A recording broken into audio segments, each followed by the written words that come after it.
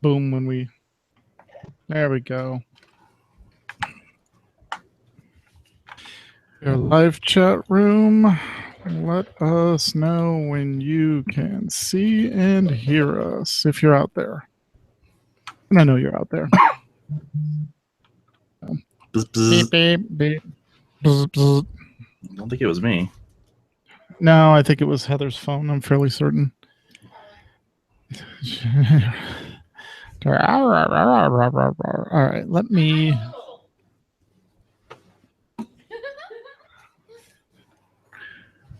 Let me go down to there. I'll hit the live page and make sure we're broadcasting.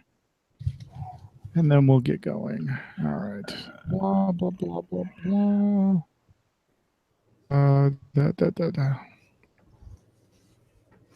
Oh, where are you tonight? Why did you leave me here all alone? All right, there we go. You are now frozen. Podcast. Stream A-OK from Sybil. You were frozen for a little bit. Awesome. Thank you, Sybil. And, well, no, it was probably because I was loading the stream. Okay. Right. I have everything down. I'm only using 91% of my CPU. We're good. So I believe this show belongs to McCullough. Ooh, 1 second. Let me also get to our general notes here. And awesome. All right. I had to get to Discord. Show starting in 5, 4, 3, 2. On this episode of the AIE Podcast. Comic-Con is coming. Help create the ashes of creation. Any plans for the Summer of Love?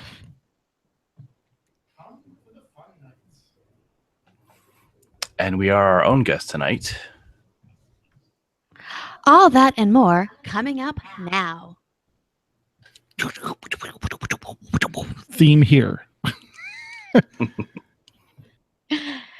Welcome to episode 275, the podcast celebrating you, the Alia Octa Est gaming community. The pie has been Dodcast? Wow, words are hard. The die has been podcast. Yes, it has. And to my left is Tetsemi. I have spreadsheets of inventory. Oh, that's right. And to my right is Mewcow. Greetings, gamers. This week we're joined by, well, none other than ourselves, and we're here to talk about AIE and us in and about AIE and all the other goodness. AIE Inception? So we'll be chatting to we'll be chatting to ourselves shortly, but first, this week's news. Insert bumper here.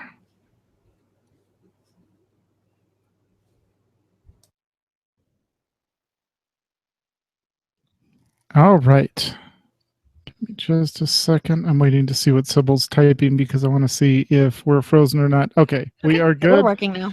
Thank you, Awesome. Sybil. You are awesome. All right. In community news, Phoenix Comic-Con is coming up next weekend. Panic now. And several AIE folks will be in attendance as vendors and attendees. If you want to see McCullough and Neverbore, stop by booth 501/503 and browse their wares. If you want to see Alikaz and Leontine, also known as Ozran, stop by the 501st Legion Outpost. You may be able to catch a glimpse of them or take a shot at them in Shoot a Trooper game. And Bovie will be at booth 396/398, the Hero Initiative booth. Stop by and say hi. Keep an eye out on meetup.com to see if any of the Phoenix Guildies are meeting up at Comic-Con or a food gathering nearby. Just a real quick note on that. Actually, we will be carrying Leontine's chainmail wear at booth 501. And thank you for not pointing out the fact that the Rebel sympathizer since 1977 has the 501st booth. Well, you know how you know a Rebel sympathizer, right? Oh, they'll tell you. Exactly. I didn't have to. Oh, yeah, they'll tell you. Thanks, hon. Alrighty. In Imperium Ludi news with the recent announcement by Bungie and Blizzard that Destiny 2 will be utilizing the Blizzard launcher and the friends chat voice capabilities it provides.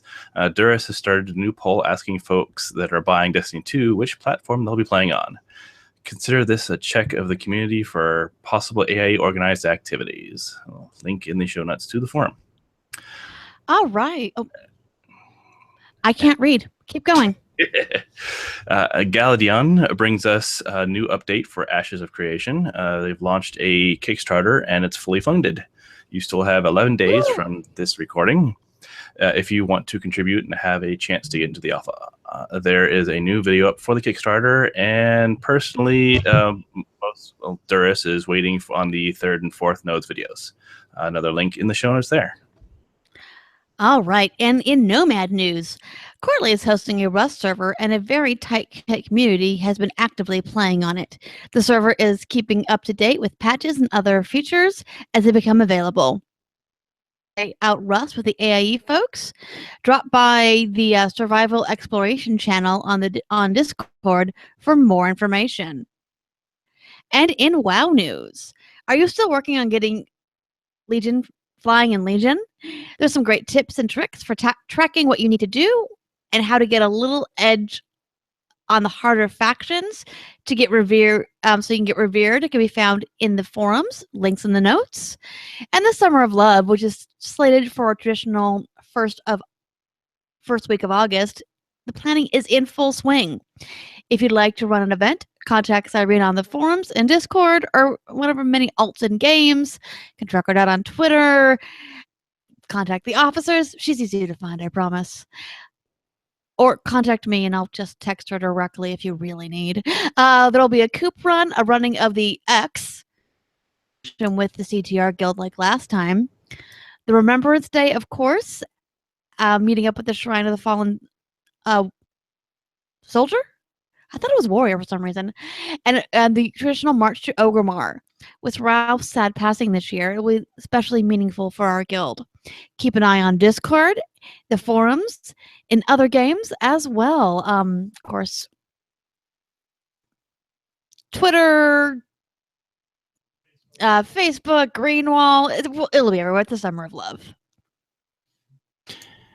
And in Star Wars news, Roko_IMO on the forums has rejoined the Wars Among the Stars, and the forum posting contains a lot of good information for folks recently returning to game, as well as guild activities and things to focus on while leveling up. Fun Night will be on the pub side this week, and then the Imperial side for the next 2 weeks, continuing the rotation and getting both factions some love.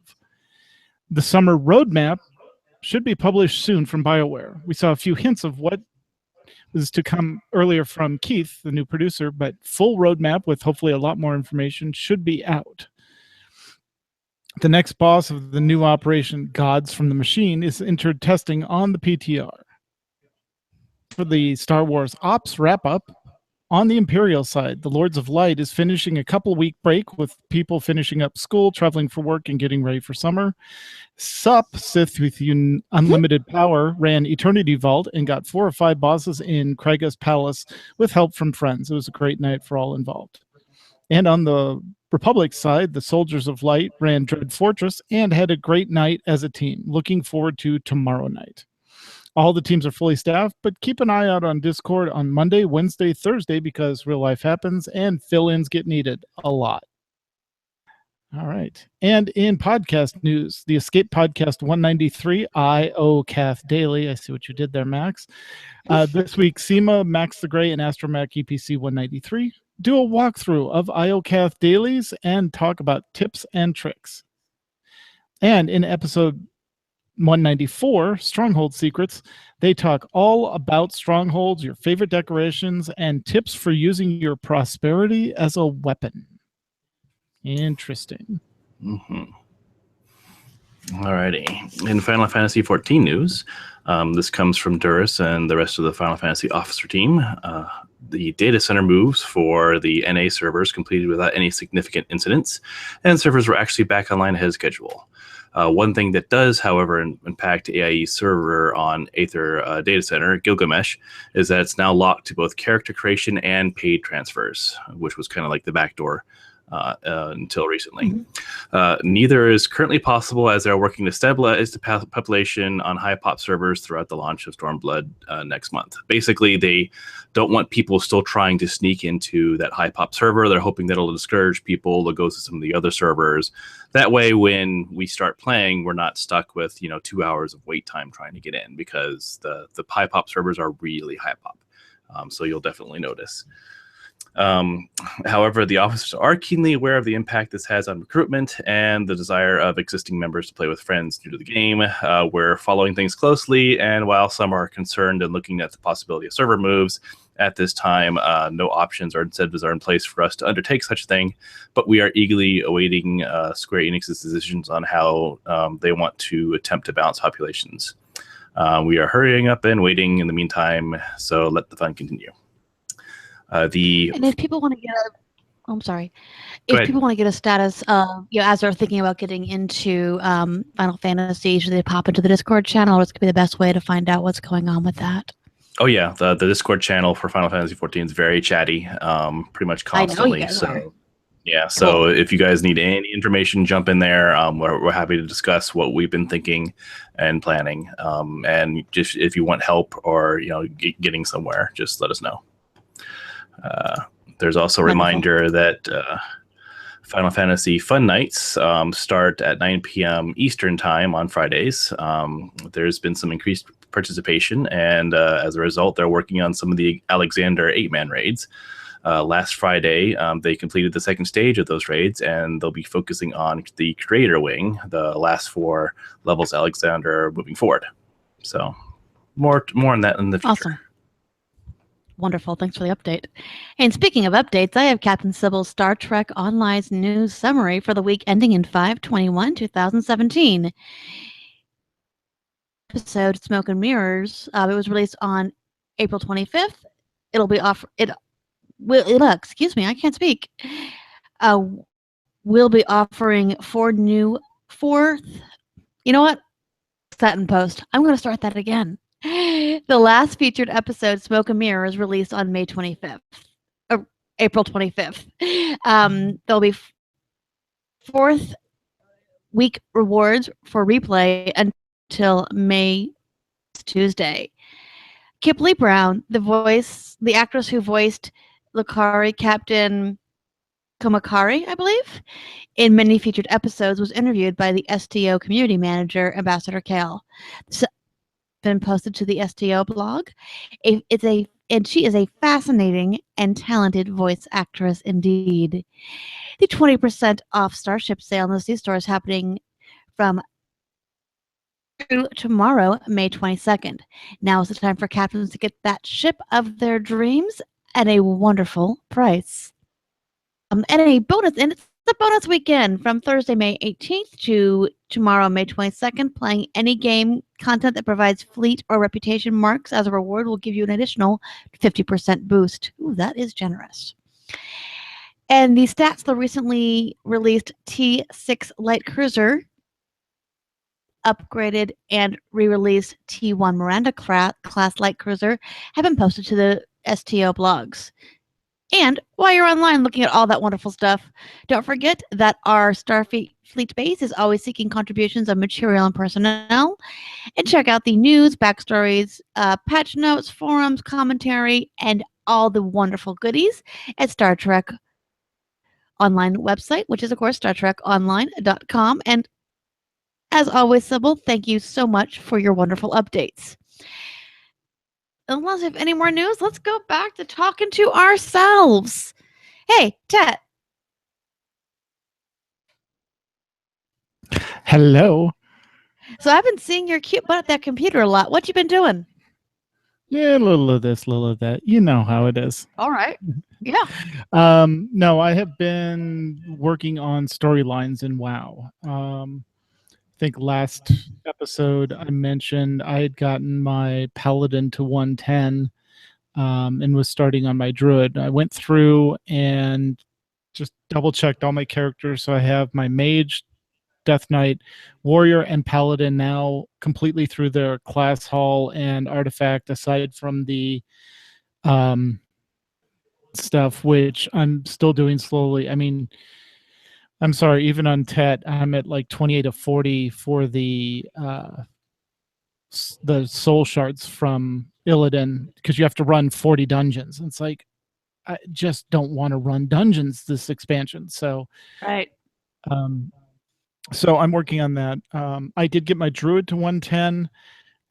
Basically went through Val'Sharah, then Azuna, then High Mountain, and now is working on Stormheim and doing the class story quest on that. But again, for the druid, for some reason, you have to hit the 4 dungeons first. So what I've been doing is waiting until I finish an area, then go run the dungeon. That knocks it off the list, finish the area. So as soon as I'm done with Stormheim, I'll go do Halls of Valor and finish that up, and then that should get me through that storyline. And then I've also got all the characters except my Paladin caught up on Broken Shore, so that when the class mount content gets released, they'll be current on that. So I should have at least my Warrior, Mage, and DK class mounts ready to go. The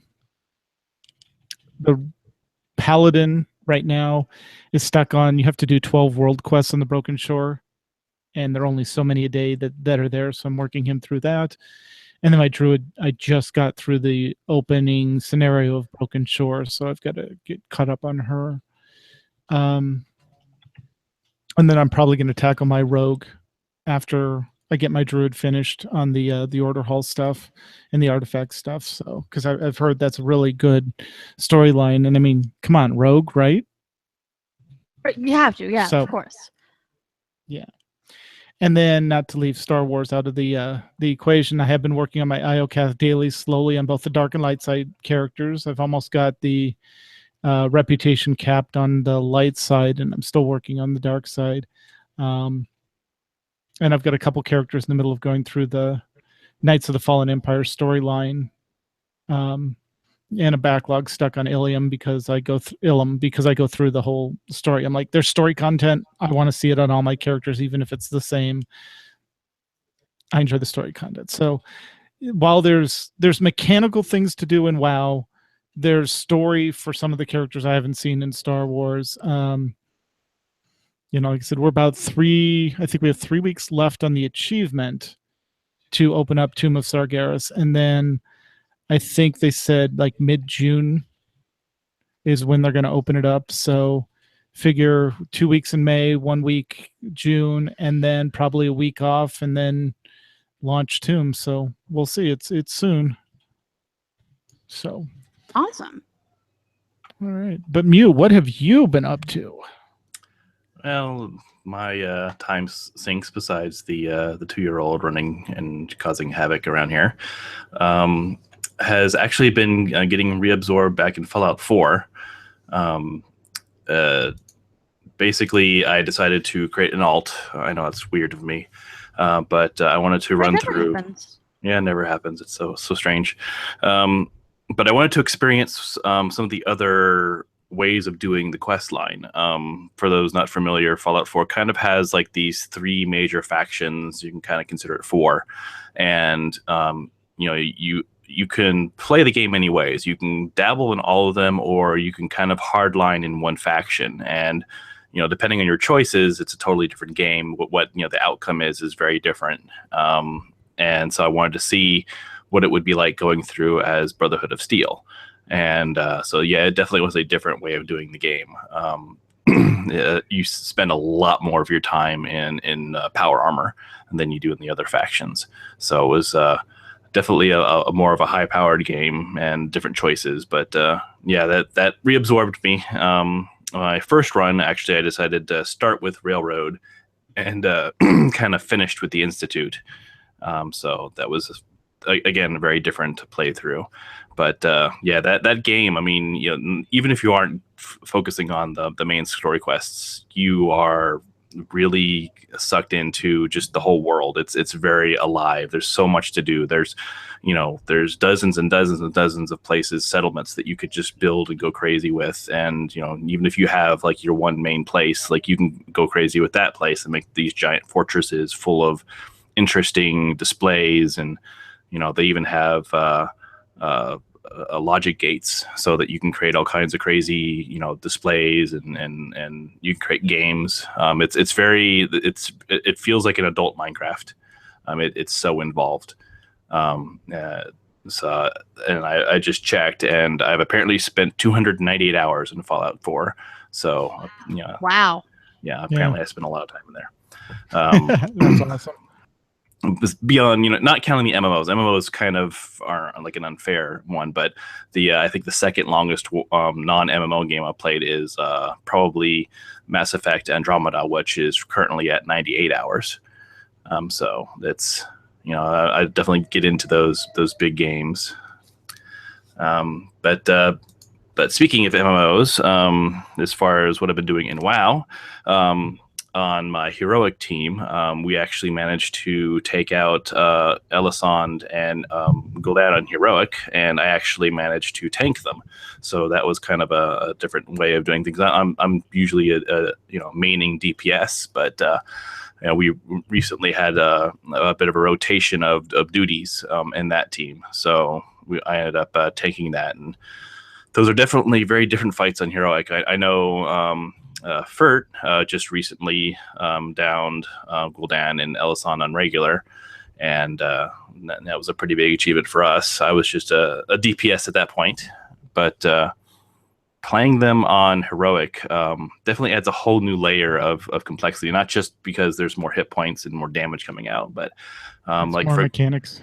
Oh yeah, if everyone loves the crazy rings that Elisand sends after you, well, in heroic, you get more of them. So in regular, you only get the rings in the first round.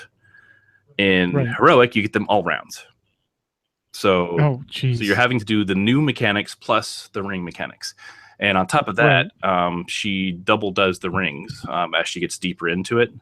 Right. So the first ring is one ring, but the second ring is double ring, third ring, double ring. So you're having to deal with all kinds of rings running around. On top of that, if you don't kill her fast enough in the first round, she does more rings in the subsequent phases. Oh, so it's like a DPS penalty, in other words. Pretty much, yeah. So you want to burn through the first phase as fast as possible to keep the rings to the bare minimum, and still deal with what's going on. So yeah, that was a lot of fun. I want to say she was harder than Gul'dan trying to juggle all that. So yeah, it's interesting because for some reason Gul'dan, other than the DPS check, does seem like even on normal a simpler fight than Elisand. Mm-hmm. Yeah, I mean, I don't know, the phases are very different. Elisand, I mean, even though yes, it's sort of a different phase, it's not a different enough of a phase, I think. Yeah, and it's so it's pretty challenging. And then what Gul'dan throws into it, he mostly throws in a new ad. So if you remember, there's 3 ads in the beginning. Well, he brings one back over and over. Of course. Yeah.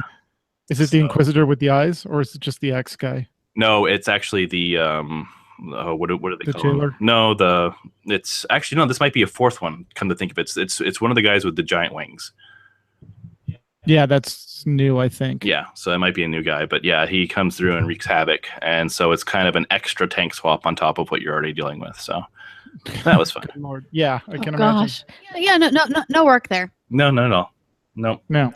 Tank swaps could be challenging enough depending on the situation, but no, just little things. Yeah, just little things. But beyond that, I mean, it was still engaging and fun. I mean, that's one thing that's kind of been surprising. It wasn't a slog. It wasn't mind numbing to progress on these last 2 bosses. So they did pretty good there, and we were happy to get our ahead of the curve achievement. Yeah, definitely. Which I still think awesome. is it's bogus that normal doesn't get that, because normal doesn't. It's still ahead of the curve. It's right. Exactly. Yeah. Never understood. Yeah, I mean, it's not LFR. We're actually organized. We're having to do mechanics just like everything else. Yeah, there's simpler mechanics or less mechanics, but we're doing them. I mean, okay, we don't get the mount, but at least give us the achievement. Yeah. Ahead of the curve normal. I don't know. Yeah, or start calling heroic normal and start calling normal what it originally was flex or whatever. Yeah, exactly. That makes much more sense. Yeah. But beyond that, I as Tets has been doing, I of course have been leveling on alts. Again, I know, very very surprising. That's what you do. Yeah, right. Yeah. Shocking. So I've actually been leveling a paladin using Legion invasions for research. Cool. Okay. For another segment. But I have successfully done 3 or 4 levels of experience just doing those Legion invasions. So it's definitely very doable. It's you're almost required to have flying, honestly, because getting there, just to keep up. Yeah. Well, yeah, and part of it too is you don't even have the whistle yet when you're leveling. So you have to hoof it to every flight point if you do want to use the flight points to get around. And yeah, I mean, once I had flying, I was able to do this a whole lot easier. So, but yeah, I'll have more for that in a segment. And then I can see the only drawback to that, again, with leveling an alt, is if you don't do the bonus areas and stuff when you get the world quest open at 110, you're going to have a much. I noticed this. You have a much smaller selection. Because on one of my characters, I just did the main storyline through each of the zones and hit 110 without doing any of the bonus areas or any of the extra side quests or anything like that. And my world quest option is much smaller on that character, whereas on Tet, mine actually scrolls when I log in Tet, and it just the thing goes forever because I've hit everything. So it's definitely interesting. Yeah, but you can go back at 110 and do all those bonus areas. So, if you're in a hurry to get to 110, then it definitely is better to do just the main quest and only the main quest. Don't do anything else that distracts you. Just focus only on the main screen. And then, if a Legion invasion happens, jump on it because you'll get tons of experience for that, and you'll be that much more powerful and get gear and fun stuff like that. But definitely fun stuff, and it mixes it up. You've already leveled. Right. I mean, if you already leveled through this expansion a couple times at least by this point, so it's nice to mix it up. Yeah. But and I've been doing this with other alts as well. But the Paladin, Warlock, etc. Because I like Tets, I want to experience all the story stuff, we'll get there eventually. I've been focusing more on raiding. That's why a lot of my attention has been going there. But now that things have finally finished. Yeah, and then also playing different games. You have a lot going on game wise and in real life wise. So yeah, definitely. Mew, what's your main weapon at? Your DPS weapon, as far as artifact knowledge. Oh, geez, like I want to say 40 something, 42, 43. Okay, so you haven't hit the 51 yet. Well, the 50, the bonus one. No, I haven't hit that one yet. No, I don't think has anyone. Oh, you're talking about artifact power wise. Yes, not knowledge in the order hall, but.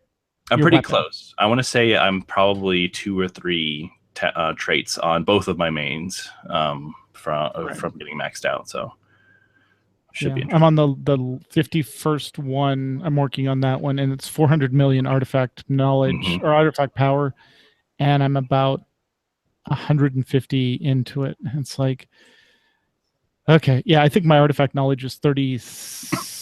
I want to say 38 or 39 right now. So I'm getting there, but it just takes a while. Yep. But that's what I've been doing with WoW. I have, however, been doing it's sort of a tangent from the usual gaming. I've actually recently started playing a little bit with virtual reality.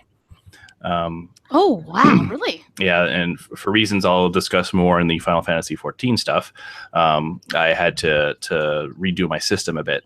and happened across a really good limited time deal to get the Oculus with a video card, so that it could actually be supported correctly. So I actually managed to get an Oculus Rift together and kind of get that set up. Not as optimal as I should have. I basically just did it in this little section here, and it worked, just not very well. Because after I was done setting everything up, it's like, okay, now bend down and do this, and go down over here. It's like, oh, but there's a desk here. I can't reach down there. How do? Oh, I guess I didn't do it correctly. They don't really warn you for it, but yeah, it was still, what I was able to do was pretty cool. I mean, there's that little, it's kind of like when you put on the 3D glasses when you go to a movie. There's that, very first initial kind of weirdness, but then it goes away. And you're now in it works well. I mean, that's, I was very surprised with how well it worked. They gave you a little kind of a very Rick and Morty-esque scientific RV to sit in and kind of play with for a little bit, and that's how you get acclimated to the virtual environment. Play with a little floating robot, and it's kind of cool. But I can see that there's a lot of potential coming with VR. I'm looking forward to seeing a lot of games, even existing games, start using it, because I can see a lot of interesting stuff happening with them. But more of that in the future. But it's definitely lots of room for potential.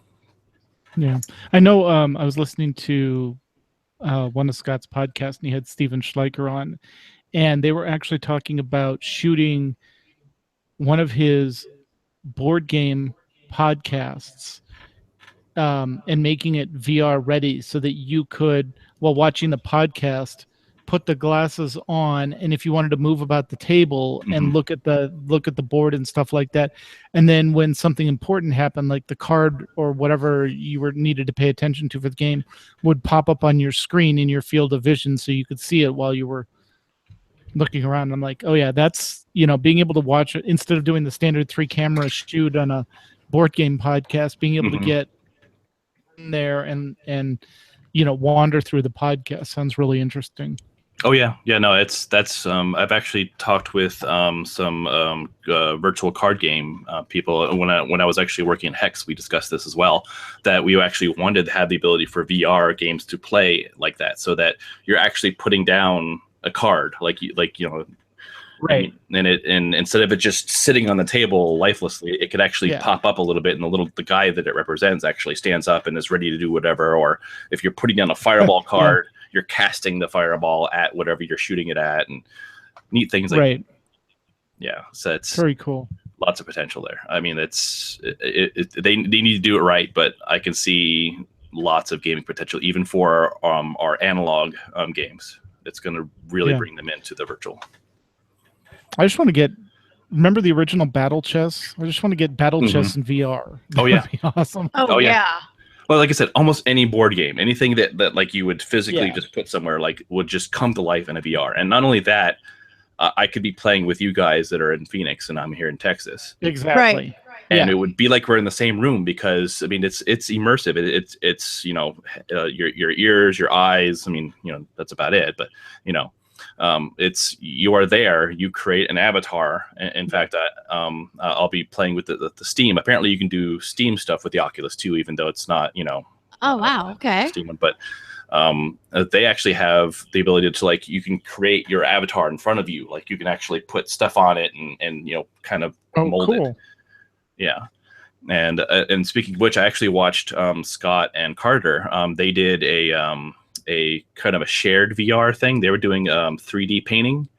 And so one would start a 3D drawing and then head the headset over to the next one. They would then add on to that drawing and then hand it back. And then they just kept progressively making this 3D thing. And it wasn't just... Oh, that's awesome. It was truly 3D. Like it started out as 2D stuff, and then they started doing 3D stuff with the 2D, and you actually had to move around. You saw as they looked around, you can see that the scene kind of changed because it was in 3D, so it's kind of cool. So little things like that are just so amazing, and that's why I'm hoping that this isn't going to be a Virtual Boy generation. Right. No, I think we're getting close to Ready Player One. We're finally getting to the future that we were promised back in the 50s. Yep. With all the great, there's no flying cars yet, but we have holographic games, so that's a start. I don't want a flying car. I don't want people falling You out know of the what sky in their Yeah, flying no, car. exactly. I like Elon Musk's version of the future where it's all tunnels. You just use the space underground and Mhm. keep the above ground clean. Because I don't want stuff. Yeah, no. Yeah. Yeah. I'm already nervous enough when I hear, a single prop or two prop over my house going, oh, what's that noise? So, Right. And the self-driving cars too. It's like, yeah. let's make sure that technology's right before it's used Mm-hmm. widespread. Yep. But as I was talking about the whole reason why I got the Oculus, I got Yes. I got a new video card to prepare for the new Final Fantasy expansion coming, Stormblood, because it's definitely going to be beefier. It's a bit more demanding than WoW. They do a lot more. They're a lot prettier. Their environments are a lot more involved. Their characters are so much more detailed. The just watching them talk is pretty amazing. Like imagine getting the WoW cinematic, not just the in-game cinematic, but the full cinematic. That's the level of talking that Final Fantasy 14 already has. And so it's kind of, they're definitely upping their game with the expansion. So I had to be ready for that. Of course. So prepping for that, I'll be probably poking now that I'm not absorbed by Fallout so much anymore. Since I finally finished with the second run through, I'll have a bit more time to jump back into Final Fantasy 14 and make sure that my character is a good spot to jump into the new content. But the big thing that is on our minds is trying to figure out what we're going to do with the whole transfer and the whole fact that our server's locked now. That definitely puts a damper on getting new AIE people in there. There was a backdoor where if you didn't mind paying the transfer fee, you can create a character wherever and then transfer it with money over to Gilgamesh. And that's how we were able to backdoor people in. Otherwise, you had to wait for 4 a.m. for the alert saying, "Oh, they didn't lock down the server. Quick, get in." Yeah. So you set your Discord to alert you with anything. Well, they actually had a website that was keeping an eye on it, and it would send you an alert saying, "Up, it's up," and it wasn't always as fast as it should be, but right. But yeah, those are the only two ways to get around it, and they finally said, "No, we're going to lock it down. There's no more backdoors. You just need to stop putting new people in here because this server is too packed." And their reasoning was, well, think of it this way: when you all start playing the new expansion, there's going to be a line. There's going to be a lot of people waiting to log in because everyone that's currently has a character in that world is going to start logging in again. So it's going to be a long wait. And they're like, okay, well, what we're going to do is we're going to lock this server, and maybe this will cause people to, first create new characters elsewhere, but it might, cause the people that currently there to think about maybe moving around. The officership has been kind of discussing that a bit. And we would love to get somewhere where it would be easier to get more AIE people in there. But we have a lot invested in that server. We have this giant mansion. It's very well decorated. We have there's a great economy there. It's very lively. Like anything you can need is probably on the auction house. Once you find a great neighborhood, you don't want to have to move your house from it. You just want to be able to expand it to be able to handle more. And quite literally too, because even if we did have the money to create a new mansion, there's no guarantee we'll get the same spot because it'll, even if they have different entrances, well, there will be pretty much everyone scrambling. If you decide to actually move your guild, well, there's a lot of other people that decide to move their guild. So now you're fighting with all them. They're looking for new spots in these servers. So, you may not even get the same region. You might have to go to a totally different city area to get it. So it's going to totally change it. It's the aesthetic changes and everything. It's just, we're pretty cozy where we are. We have this nice little spot. We have a really nice spot for that large mansion. And, it's not that easy. Not to mention, everyone that has you get to buy your own personal room if you want a personal room. And, that's... So that's on top of the mansion. Yeah. So, basically we would be having to give all that up to start in this new thing. And I've actually talked with the admins behind the scenes, and they are working on the ability to move your mansion to a new server and even try to keep the personal stuff in there. But it's not a priority. Their priority right now is, holy crap, we have an expansion coming out. We need to make sure this thing works. Yeah. So that's the least of their concerns. But they've assured everyone, it's like, no, when we're done with this expansion and don't have any immediate new content that we have to work on, we're going to work on this. We know it's a big deal, and not only that, it would help them out because we're all congregated on these single servers and it's just packed and overwhelming that server. So they want to spread this out if they can. But they know we're not going anywhere unless you let us take our stuff with us. Right. They almost need to just clone the server and then say, okay, you need to say server A, server B. And then, everyone that's in that guild goes to server B. Okay, boom. So your stuff stays. And then the server, the guilds that don't come over, their stuff just disappears and opens up. And then you go from there. But pretty much, yeah. That's what they're going to work on once the dust settles for Stormblood. So that's pretty much what I think we've decided up until now, that we're just going to wait. It's going to hurry up and wait, and hope that they get those tools in place, make it a bit easier. Because their first initial salvo is, well, we'll just refund all your money, and then you can go somewhere with it. It's like, that doesn't help much. No. We want to make sure we keep everything together the way it should be kept together. Yeah. And exactly. For some guilds, that's going to be a viable option. They're not that attached to it, and in fact, they might even be better off. They might have more money now, and because they were invested in a medium-sized house, they decided not to go to a big one. So, but now that they can get the refund, it's like, well, maybe we can go somewhere and get a large house now that we actually need it. So, for some, that might actually work really well. But for us, we're okay for now. We as much as we want more people in there, we're kind of hoping the existing people will just start showing more interest now that the expansion's coming. So I mean, it's already pretty lively there as it is, but we definitely want a lot of our existing people to come back and have fun in there. Cool. But and that's probably enough from me. I think I've talked enough. We can discuss the last subject later if we so feel. Okay. Well, I think I might have a way to barge that in here because, so I guess I'm up. Most of my time, obviously, has been getting ready for Phoenix Comic-Con, which is next weekend. Actually, starts Thursday, May 25th, which is also the anniversary of Star Wars. So the real Star Wars day. Yes, I know. Anyways, when I've not been working and getting ready for Comic-Con, I pretty much have been wishing that I was gaming either on a computer or with friends around a table or with friends over Roll20. I actually have been doing some D&D, not as much as I would like, as always, with a really great group from the Tadpole. We get together Wednesday or Thursday night, depending on the week. We're called Thor's Day Thunder, which is a lot of fun. And my hands... I on purpose joined a new game. A buddy of mine was trying to find a D&D game for us to do together for a while, and he came to me and he said, hey, I have this group. We're playing World of Darkness, but we're going to switch to D&D. Do you want me to see if you can get in? I'm like, oh, yeah, sure. I'm like, knowing that we have a history together of not gaming, so I'm like, nothing's going to happen to this. I'm like, yeah, there's a Warlock I've been wanting to play, so yeah, we can just ask the DM. Sitting there at the gym on Wednesday, and this is like Wednesday afternoon, like noontime. Get a phone pop up. Hey, Andrew, this is Heather. Heather, this is Andrew. Andrew said you can play. I'm like, oh, okay, sure, all right. So started working out stuff, and then looks like a really great group of people.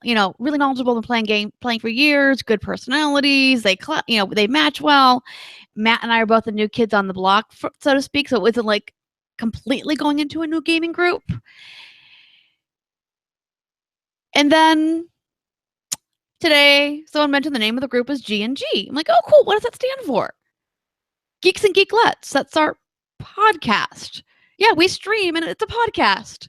So I'm like, wait, so did I just accidentally or on purpose join a game and accidentally not know it's a podcast? Whoops. Pretty much, yeah. So not only is she doing one podcast, she's now doing 2 podcasts. Wow, that's pretty impressive that you accidentally back into a podcast. Like, oh, hey, how you doing? Yeah, hi, how are you doing? Yeah.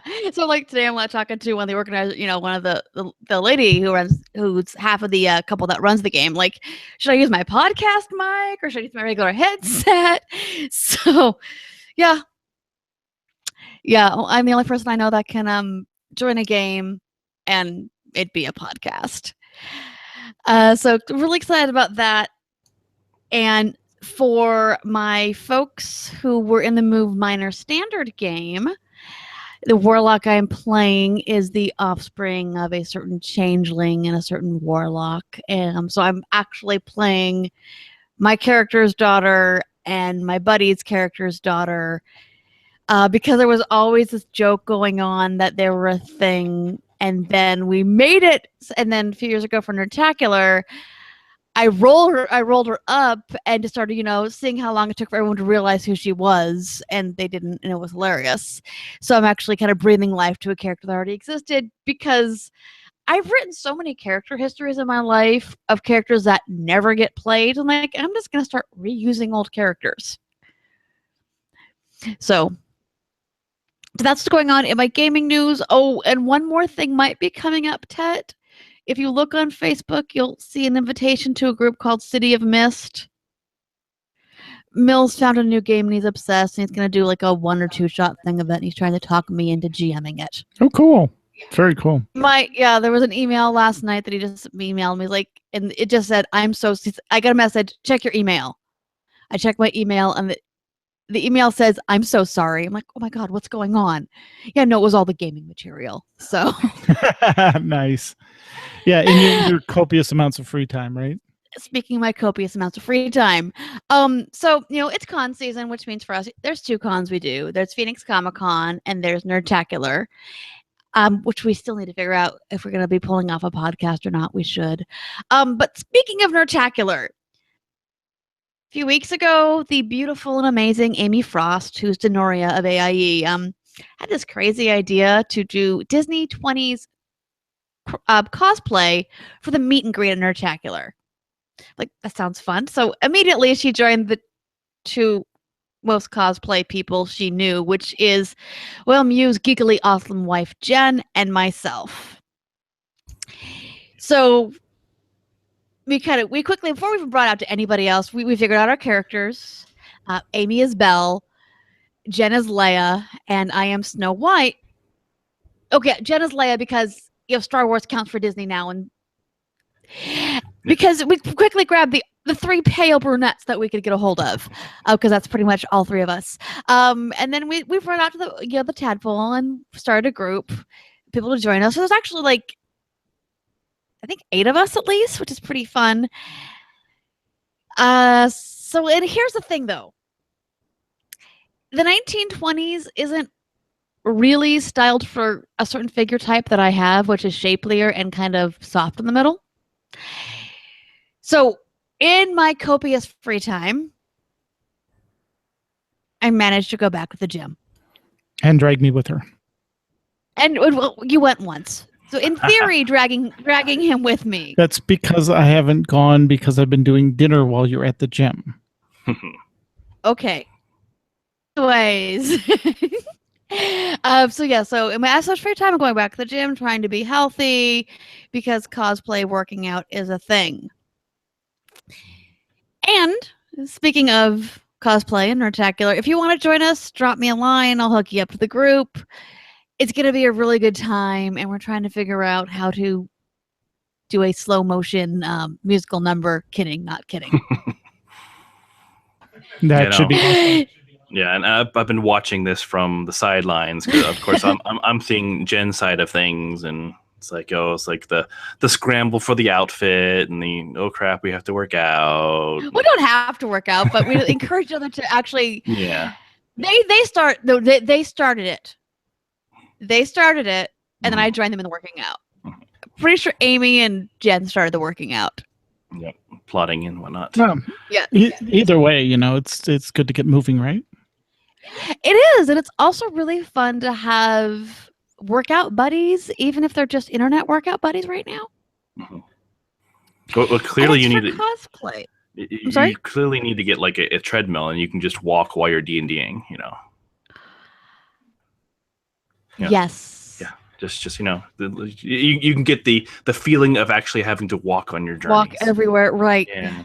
No, I'm a warlock. I have ways to teleport. What are you holding up? So in my running, there's yes. there's a zombie game. It's called, I'm trying to get it up there. There you go. Zombies Run.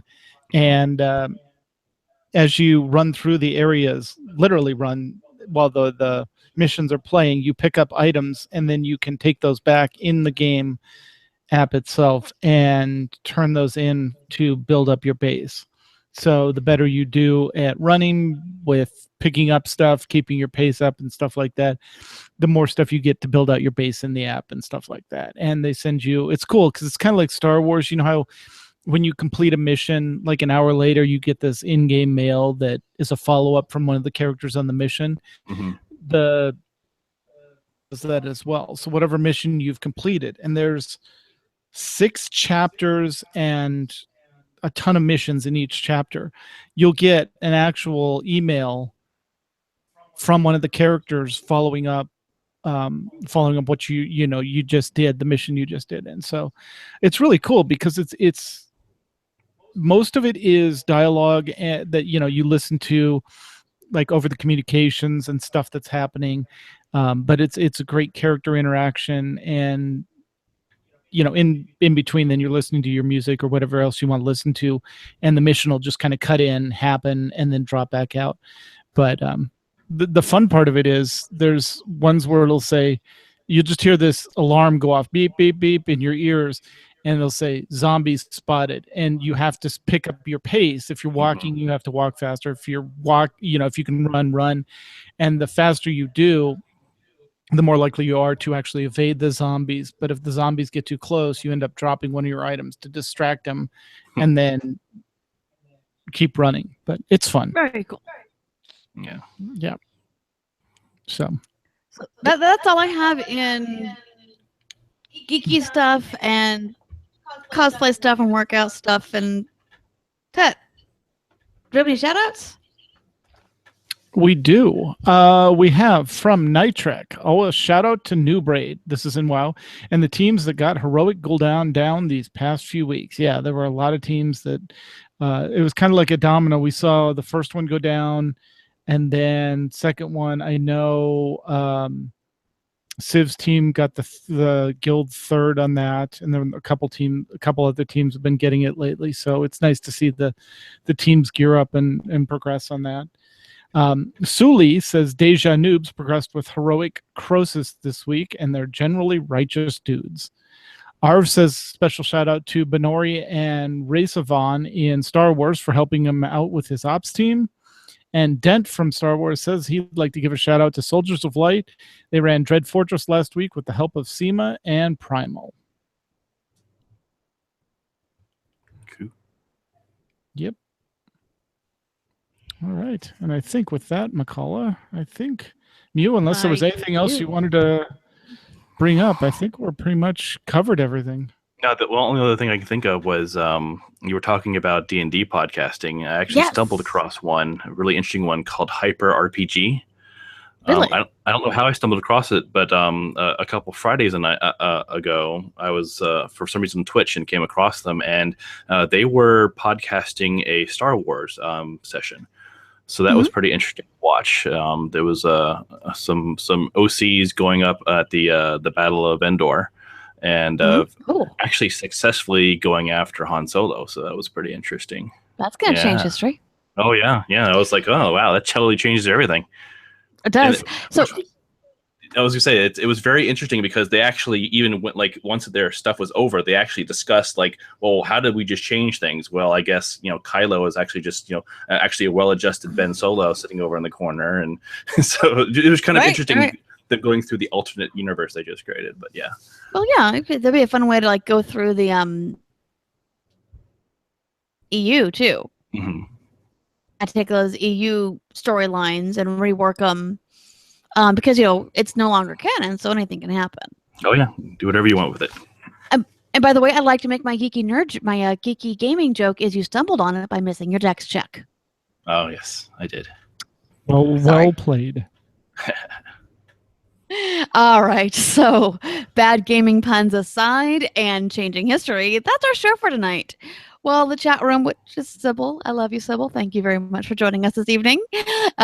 Suggest show titles. We would like to thank well, ourselves for joining us. Yes. Anything we want to plug, guys? No, Our guests plug whatever they're working on. yeah, no. I was on the most recent episode along with Ro of Azeroth Roundtable with Ben and John. So that just came out. So join us where I tried to tank the podcast a few times. Drew And then John just hides in the corner. Got it. Yep. Goes No, AFK. they actually I drew a yellow card. They flagged me for trying to tank the podcast. Awesome. Yeah. Mew, anything for you?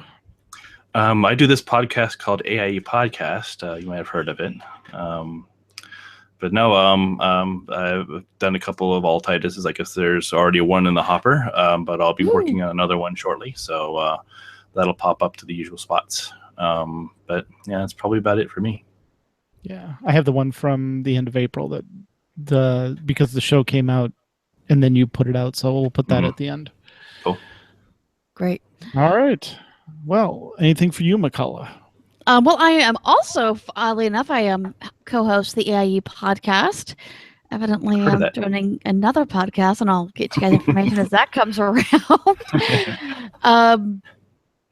Let's see, what else? Where else can you find me? Cyberwave on Twitter, occasionally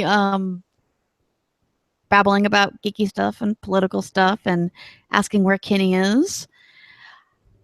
Hashtag where's Kenny? I need my coffee. And hashtag blame Drea. That's about where you can find me. All right. Well, if you have a question or comment about our show, you can email us at podcast@aie-guild.org. You can also follow us on Twitter. The show is at AIE Podcast. Mew is at The Mew Cow. McCullough is at Cyberwave. And I am at Ivory Tiger. We record live with video every other Sunday at 8 p.m. Eastern, 5 p.m. Pacific. You can join the chat room and play along with us on our website, aie-guild.org/podcast-live-stream. And our Discord server for chat is at bit.ly/AIE Podcast Discord. Our theme was composed by the amazing Andrew Allen. Follow him at Keys with Soul or visit his website, keyswithsoul.com. And now it's time to play all the great AIE member segments we received this week, including some guy named Yucow doing alt-titus. Hack. And overly dramatic news with Hunts to Win. Hey, I know that guy. And next time, we'll be talking to, well, guys, someone about something in AIE. So until then, AIE. This is Tetsemi. This is Yucow. And this has been the AIE Podcast. Bam! Yay. So we still managed to go for an hour with just talking amongst ourselves. And this is, I think, the longest I've ever heard you talk in a row, Mew. That was awesome. Yeah, well, I told you a host episode's fine. yeah, no. I agree. have tons of content. I just try to keep to myself so I don't overwhelm things. No, God, no. Talk all you want. All right. Well, Sybil has two show titles, MMO, VR, and Real Life Potpourri, and Flipping AIE Houses. I kind of like the flipping AIE houses. Yeah, it's pretty clever. I like both of them. We'll use the Flipping AIE Houses. Thank you, Sybil. It also kind of sounds like we're cussing, and I'm okay with that. Flipping Exactly. AIE houses. Flipping AIE houses. Huh. I like it. Oh, Mew, just you wait till your child starts cussing while playing video games. It's more than once we've had to say, Ryan, that time it's not appropriate. We have a rule that she can cuss when it's appropriate. Yeah, She's 15. She's in high school. yeah, it's gonna happen. But no, like she was, I think she... Well, they were playing Super Mario Kart, so Well, cussing that's- yeah. happens with Super But- Mario Mario Kart. Kart makes You people that don't- don't cuss. So yeah. But you don't say to your friend, F you. In Mario Kart, you do. No. In Mario Kart, yeah, you do. Not when Unfortunately. you're 15. No. Well, yeah, you know. Okay, we're gonna have her play our daughter, and we'll see about the cussing. Yeah. Bring the recorder along with you. Exactly. And All hand right. the kid a $5 so I can cuss however much I want. Yep. All right. Well, Yeah. Sybil, thank you for joining us. Chat room, thank you for joining us and hanging out. We will see you guys in 2 weeks. In 2 weeks, we'll figure out what we're doing by then. Yeah. Yeah, just start because stalking what people. 2 weeks would be? Hang on, we are. So 2 weeks is going to be the 4th of June, and then the next podcast would be right before Nertacular, the 18th. Sounds about right. and then next one will Saturday the be- 2nd would be Nertacular. So Would be yeah. spectacular. Yep. Which I definitely, Yeah, so I'll see if will- I can get a hold of Sales Geek and remind them that we want to do something there because we are still technically part of all that fun stuff. So See if we can just get a room to do a broadcast in. Yeah. Get a room. get our own. Because we've got daughter's laptop we can bring up. Yeah. Yeah. Well, I've got my We'll just bring Mac, headsets, we don't need which- mics. which I've done stuff on the Mac. Like you've Cool. not even noticed when I've switched over to the Mac camera sometimes. So. Yeah. Awesome. But Cool. and as far as prep, if I can figure it out, I'm going to see if I can do a Han Solo. But I don't know how to make it 20s, so I'll have to figure that out. So we'll Zoot. see. Zoot Well, suit yeah. Han Solo. But that's just it. It's not Han That's Solo 40. if he's in Yeah. a zoot suit. I mean, you have to think about it. It's the important thing is it's identifiable as Han Solo. So I'm going to have to do some you have kind to have of the a right vest. colors and Yeah. like the curly and blood stripe and Yeah, so that's the Exactly. thing. So it has to be identifiable. Jen's got the easy thing because she just has to figure out how to do buns. And there right, you go. right. I mean, yeah, the same thing. So I went with Leia, or not Leia. That's why I went with Snow. I'm like, there's not really much of a stretch. I have black hair. I wear red lipstick, and I'm pale. Right. Even the right. If I wear the colors, people say I look like her anyway. So But you just need a hairband, and your hair is already the right length, and you're good to go. no, I got a red hat. I have a red hat Okay, with a bow on it. so we'll try to get this. Cool. figured Well, out. then I am going to stop the broadcast. Thanks again, chat room. We will see you guys in 2 weeks.